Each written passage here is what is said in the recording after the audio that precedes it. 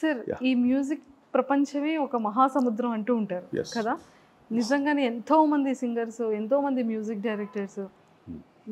Sir ఒక beautiful song ready అయ్యి ఈరోజు మనం పాడుతున్నాం, వింటున్నాం అంటే దాని వెనకాతల టెక్నికల్గా ఎంతో హార్డ్ వర్క్ ఉంటుంది కదా. నేను ఒక మహాసముద్రం నుండి వచ్చినాను. ఎందుకంటే మా నాన్నగారే మహాసముద్రం. సాలూరు రాజేశ్వర గారు అంటే ఇంకా ఆయన పాటలు, ఆయన సంగీతం అనేది అజరామరం. ఇంకా అటువంటి మ్యూజిక్ మళ్ళీ వినలేము, మళ్ళీ పుట్టరు. అటువంటి కంపోజర్ మళ్ళీ పుట్టడు.